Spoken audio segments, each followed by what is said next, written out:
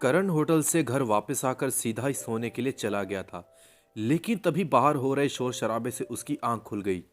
बाहर जो लोग आए थे वो करण के पिता से वसूली करने आए थे। दरअसल करण के पिता ने उनसे थोड़े पैसे उधार लिए थे।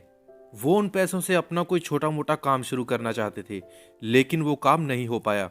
और पिछले महीने करण की मॉम बहुत ज्यादा बीमार थी, इसलिए सारा पैसा उनकी दवाइयों में खर्च हो गया।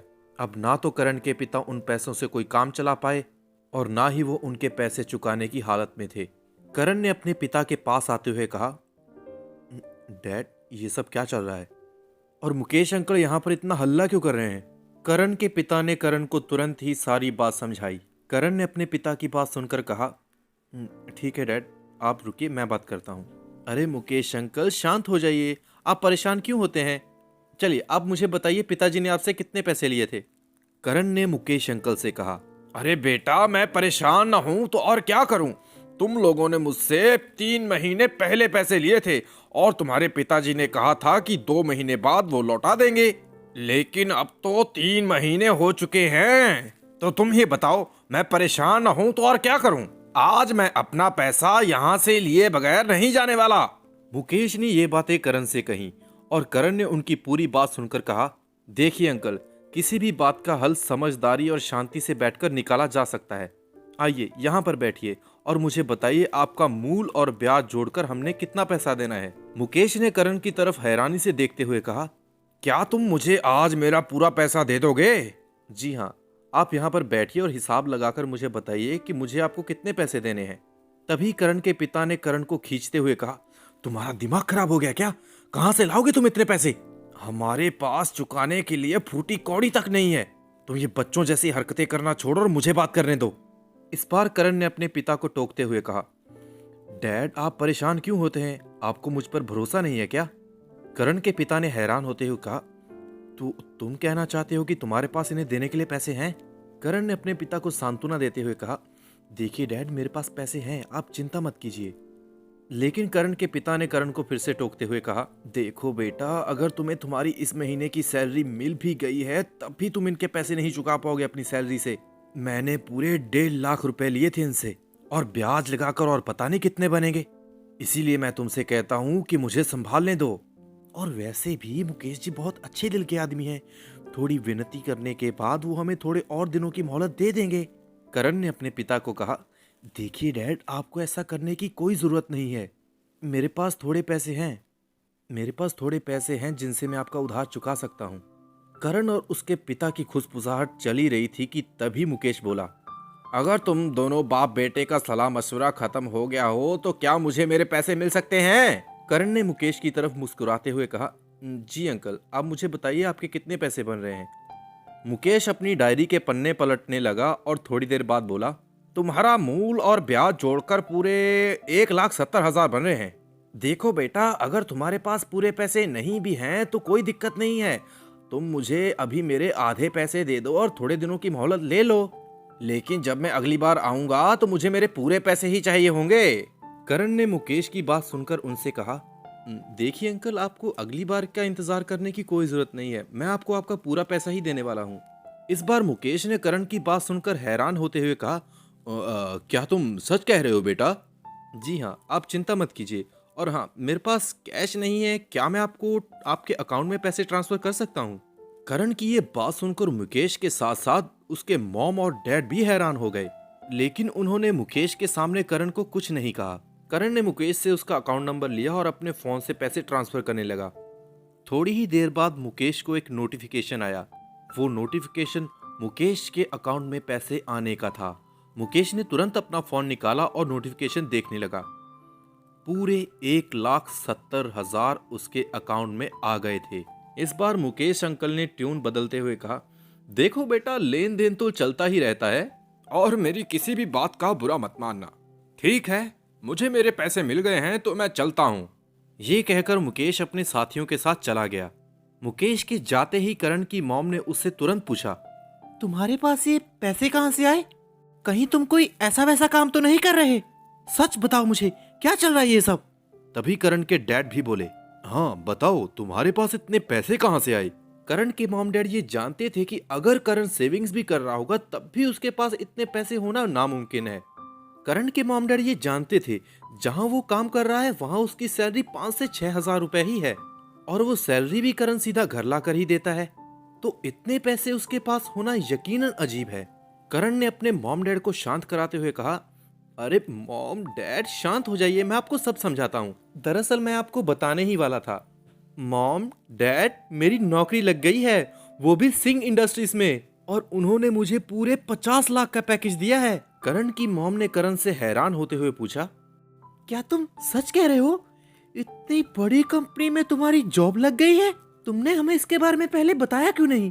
करण ने अपनी मॉम को शांत कराते हुए कहा, मॉम आप शांत हो जाइए। दरअसल मुझे ये जॉब थोड़े दिन पहले ही मिली है। मैं आप सबको सरप्राइज देना चाहता था, इसीलिए आपसे ये बात छुपाई थी, लेकिन मेरा सरप्राइज फेल हो गया और मुझे आप सबको ये सब ऐसे बताना पड़ा। करण के पिता ने करण को दोनों कंधों से पकड़ते हुए कहा, बेटा, मुझे तुम पर नाज है। हमारे लिए इससे बड़ा सरप्राइज और क्या हो सकता था। करण के पिता ने खुश होते हुए करण की मॉम से कहा, आज इस खुशी की घड़ी पर करण का मनपसंद खाना बनना चाहिए। करण के पिता की बात सुनकर करण की मॉम ने कहा, जी जी, ये भी कोई पूछने की बात है? आज तो मैं इसकी पसंद का सारा खाना बनाऊंगी। करण की दोनों बहनें भी पास खड़ी मुस्कुरा रही थी और वो भी उनकी मॉम के साथ किचन में खाना बनाने चली गईं। खाना बनते बनते शाम हो चुकी थी। करण खाना खाकर सीधा अपने कमरे में सोने के लिए चला गया। करण अपने बिस्तर में लेटा हुआ पिछले दिनों जो भी हुआ उन सब के बारे में सोच रहा था। सोचते सोचते करण को वो राहुल की कॉल पर हुई बात याद आई। अब तो घर वालों को यकीन हो ही गया है कि मेरे पास अच्छे खासे पैसे हैं जॉब लगने के कारण। क्यों ना मैं घर ले ही लूं, और वैसे भी मैं मॉम डैड को खुश करना चाहता हूं। अब मैं उनको इस छोटे से घर में रहने नहीं दूंगा। करण को सोचते सोचते ही नींद आ गई। अगली सुबह करण जल्दी ही उठ गया। बाहर थोड़ी देर सैर करने के बाद करण घर वापस आ गया। इस वक्त सुबह के 8 बज रहे थे। करण के घर वापस आते ही करण की छोटी बहन ने उसे कहा, भैया अब घर वापस आ गए, चलिए हाथ मुंह धो लीजिए और खाना खा लीजिए। करण के पिता इस वक्त काम पर चले गए थे। करण के पिता एक छोटे से मजदूर ही थे। वो गांव के बाहर बन रही एक छोटी सी फैक्ट्री में काम कर रहे थे। करण ने अपनी मॉम से पूछा, मॉम क्या डैड काम पर चले गए? दरअसल करण चाहता था कि उसके पिता उस काम पर वापस ना जाएं, और इसी टॉपिक पर करण उनसे बात करना चाहता था। करण की मॉम ने करण से पूछा, क्या हुआ, क्या कुछ बात करनी थी तुम्हें उनसे? करण ने कहा, नहीं नहीं मॉम, मैं शाम को उनसे बात कर लूंगा। करण और उसकी मॉम आपस में ये बातें कर ही रहे थे कि तभी बाहर से दरवाजा खटखटाने की आवाज आई। ओए करण, भाई दरवाजा खोल यार। करण दरवाजा खोलने चला गया। उसने जैसे ही दरवाजा खोला उसने देखा कि ये कोई और नहीं, उसके गांव के ही 2 दोस्त हैं। करण ने उनसे दरवाजा खोलते हुए पूछा, क्या हुआ भाई, आज इतनी सुबह सुबह मेरे पास कैसे आना हुआ? ये दोनों करण के स्कूल के फ्रेंड्स हैं, गगन और जशन। करण के ऐसा बोलते ही उन्होंने कहा, क्यों, क्या हम यहाँ पर आ नहीं सकते? खैर छोड़, तुझे पता है आज हमारे कॉलेज की रीयूनियन पार्टी है, हम सभी को पार्टी का इनविटेशन मिला है भाई। करण ने अपने दोनों दोस्तों से कहा, आज तो यार थोड़ा। करण ने ये कहा ही था कि तभी गगन बोला, देख हमें तेरी कोई बात नहीं सुननी, आज तू चल रहा है मतलब चल रहा है। जशन ने करण से कहा, भाई तू कैसे बातें कर रहा है यार, हमें चलना ही होगा यार, इतनी बड़ी पार्टी है, तू मिस कैसे कर सकता है? शाम को 4 बजे सनशाइन होटल में मिलना, ठीक है? जशन थोड़ा हाफ रहा था क्योंकि वो दोनों यहाँ पर भागते भागते आए थे। चल ठीक है ब्रो, अब हम चलते हैं, शाम को मेरे घर आ जाना, हम तीनों सीधा वहीं से चलेंगे। करण इससे पहले कि कुछ बोल पाता वो दोनों वहां से भागते हुए चले गए। करण ने अपने सर पर हाथ रखा और मन में सोचा, यार ये दोनों भी ना पागल हैं दोनों के दोनों। फिर वो वापस आकर अपना खाना खाने लगा। फिर खाना खाते खाते उसने सोचा, अब मुझे समझ में आ रहा है कि मुझे ये गांव इतना पसंद क्यों है, मेरे इन्हीं दोस्तों के कारण। शाम को 3 बजे करण तैयार हुआ और 3:30 बजे तक करण गगन के घर पहुंच गया। जब वो गगन के घर पहुंचा तो उसने देखा कि जशन भी वहां पर पहले ही पहुंच चुका है। करण को देखते ही गगन ने जशन से कहा, देख मैंने कहा था ना ये आएगा, तू तो एम ही टेंशन ले रहा था। करण अपने दोनों दोस्तों से मिला और फिर तीनों ही पार्टी के लिए निकल गए। तीनों दोस्त गगन की बाइक पर गए थे। तीनों मस्ती करते करते आखिरकार सनशाइन होटल पहुंच ही गए। तीनों जब शाम को होटल पहुंचे तो होटल की रौनक देखकर तीनों ही हैरान हो गए।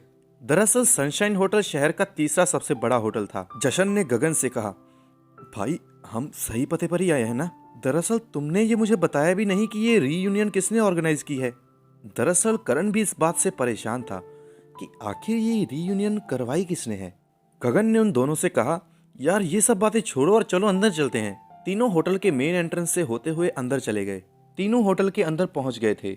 उन्होंने रिसेप्शन पर जाकर पार्टी के बारे में पूछना सही समझा। ये होटल बहुत बड़ा था और इसके कई फ्लोर्स थे। ये जानना मुश्किल था कि उनकी पार्टी आखिर किस फ्लोर पर चल रही है। तीनों ये पूछने के लिए रिसेप्शन की तरफ बढ़ने लगे। तभी उन्हें रिसेप्शन पर खड़ी हुई दो लड़कियां दिखाई दी। जशन ने आकाश और करण से कहा, अरे भाई ये दोनों तो रिया और सुहानी है ना। गगन ने भी कहा, अरे हाँ यार ये दोनों तो वही हैं। चलो उनके पास चलते हैं, शायद वो भी यहाँ पर पार्टी में आने के लिए आई होंगी। करण कुछ कह पाता इससे पहले ही गगन उन दोनों के पास पहुंच गया। गगन को उनके पास खड़ा देखकर करण और जशन को भी उसके पास जाना ही पड़ा। गगन ने हेलो करने के लिए उनकी तरफ अपना हाथ बढ़ाया और बोला, हेलो रिया, सुहानी, कैसी हो तुम दोनों? क्या तुम दोनों भी यहाँ पर पार्टी के लिए आई हो? गगन के ऐसा करते ही उन दोनों ने डिस्गस्टिंग सा चेहरा बनाया और उनसे पूछा। फिर सुहानी ने गगन से पूछा, तुम कौन? हमने पहचाना नहीं तुम्हें, और तुम मेरा नाम कैसे जानते हो? गगन ने मुस्कुराते हुए कहा, अरे तुमने हमें पहचाना नहीं? हम तुम्हारे क्लासमेट्स हैं। मैं गगन, ये जशन और ये करण। अब तो तुम्हें याद आ ही गया होगा। दोनों लड़कियों ने उन तीनों लड़कों को ऊपर से नीचे तक देखा और फिर डिस्गस्टिंग सा लुक देते हुए सुहानी बोली, आई एम सॉरी, हम आपको नहीं जानते। चलो रिया, वरना हम दोनों पार्टी के लिए लेट हो जाएंगी। ऐसा कहते ही वो दोनों वहां से चली गईं और गगन बहुत ज्यादा शर्मिंदा हो गया। उन तीनों को तो यकीन ही नहीं हो रहा था कि उन्होंने उन्हें पहचानने से ही मना कर दिया। दरअसल वो दोनों लड़कियां नहीं चाहती थी कि वो उन तीनों से बात करें।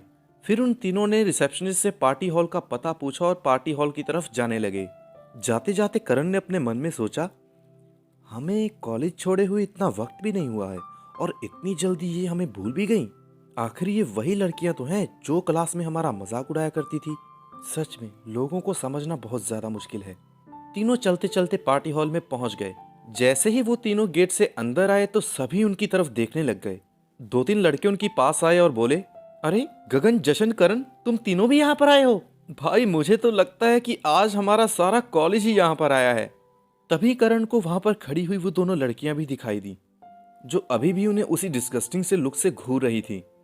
तभी उन लड़कों में से किसी एक ने उन तीनों से कहा, चलो दोस्तों, तुम्हें हमारी क्लास के बाकी लड़कों से भी मिलवाता हूँ। ऐसा कहकर ही वो उन्हें दूर सोफे पर बैठे हुए कुछ लड़कों की तरफ ले गया।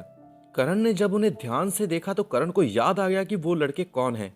ये उसी की क्लास में पढ़ने वाले सबसे अमीर लड़के थे, अमृत, विनय और माधव। तभी उस लड़के ने अमृत से कहा, अमृत भाई देखिए कौन आया है, ये भी हमारी क्लास में ही पढ़ते थे। अमृत ने सरकास्टिक सी स्माइल देते हुए कहा, इन्हें कौन नहीं जानता होगा भाई, आखिर ये हमारी क्लास के स्टार्स जो थे। ये कहकर अमृत जोर जोर से हंसने लगा और फिर थोड़ी देर हंसने के बाद बोला, माफ करना भाई, माफ करना, मैं तुम्हें देखकर अपनी खुशी रोक ही नहीं पाया। करण, जशन और गगन जानते थे कि ये कमीना अभी भी उनका मजाक ही उड़ा रहा है। दरअसल कॉलेज में करण और उसके दोस्त सबसे ज्यादा गरीब लोग थे। अपनी फीस भरने तक के पैसे इनके पास नहीं होते थे। टीचर्स थोड़ी दया कर इनकी फीस खुद ही भर देते थे और अमृत और उसके दोस्त इसी बात को लेकर इनका मजाक उड़ाया करते थे। अमृत ने फिर उन तीनों से पूछा, चलो दोस्तों, अब फिर बता ही दो मुझे कि तुमने कॉलेज छोड़ने के बाद क्या किया? कोई ढंग का काम वाम मिला कि नहीं तुम तीनों को? ये सुनकर करण को बहुत ज्यादा गुस्सा आया, लेकिन उसने अपना गुस्सा काबू में रखा। तभी अमृत के पास खड़ी हुई एक लड़की बोली, शक्ल देखी है इनकी, तुम्हें लगता है कि इन्हें कोई काम भी देगा? तीनों के तीनों इस सदी के सबसे बड़े भिखारी लग रहे हैं। दरअसल ये लड़की कोई और नहीं, सुहानी थी, जो करण को रिसेप्शन पर मिली थी। सुहानी की बात सुनकर फिर से सभी हंसने लगे। जशन ने गुस्सा करते हुए कहा, तुम्हारी हिम्मत कैसे हुई हमारा मजाक उड़ाने की? हम चाहे जो भी काम कर रहे हो, इससे तुम्हारा क्या लेने देना? इस बार माधव बोला, ओए भिखारी के औलाद, सुहानी से इस तरह से बात करने की हिम्मत कैसे हुई तेरी? अमृत, इन भिखारियों को तुमने यहाँ पर बुलाया क्या? निकालो इनको बाहर अभी। माधव की बात का जवाब देते हुए सुहानी ने कहा, माधव तुम ये क्या बात कर रहे हो? क्या तुम्हें लगता है कि अमृत इन जैसे लोगों को बुलाएगा? तभी करण ने गुस्से से बोला, सुहानी तुम हमसे ऐसे बात नहीं कर सकती। अमृत बोला, अच्छा तो तू है भिखारी गैंग का लीडर? साले तुम लोगों के पास यहाँ पर खाना खाने तक के पैसे नहीं हैं और यहाँ खड़े होकर हमसे जुबान लड़ा रहे हो। करण ने गुस्से से कहा, किसने कहा कि हमारे पास पैसे नहीं हैं? करण तब से ये बातें सुन रहा था, लेकिन अब उसका भी पारा हाई हो चुका था। इस बार करण की बात सुनकर विनय बोला, अच्छा तो तेरे पास पैसे हैं? कितने? 500 या 1000?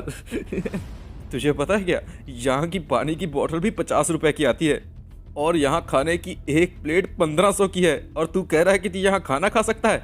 करण को गुस्सा तो आ रहा था, लेकिन इस बार उसने अपना गुस्सा शांत करते हुए कहा, और अगर हमने यहाँ पर खाना खा लिया तो? करण की ये बात सुनकर अमृत बोला, क्या तुम हमें चैलेंज कर रहे हो? करण ने कहा, अगर तुम्हें ये चैलेंज लग रहा है तो चैलेंज ही सही। अमृत ने करण की बात सुनकर कहा, चल ठीक है फिर, अगर तुमने यहाँ पर सबसे महंगा खाना खा लिया तो मैं यहाँ सबके सामने तुमसे माफ़ी मांगूंगा। करण ने मुस्कुराते हुए कहा, अपनी बात से मुकरना मत। तो क्या आज अमृत को सबके सामने करण से माफ़ी मांगनी होगी? आपको क्या लगता है? जानने के लिए सुनते रहिए instant billionaire, only on my stories India पर। ऐसे ही न्यू एपिसोड्स देखने के लिए हमारे इस चैनल को सब्सक्राइब कर लें और पास ही में दिख रहा घंटे का आइकन दबाकर नोटिफिकेशन ऑल पर कर लें। इससे आपको नेक्स्ट एपिसोड का नोटिफिकेशन तुरंत ही मिल जाएगा।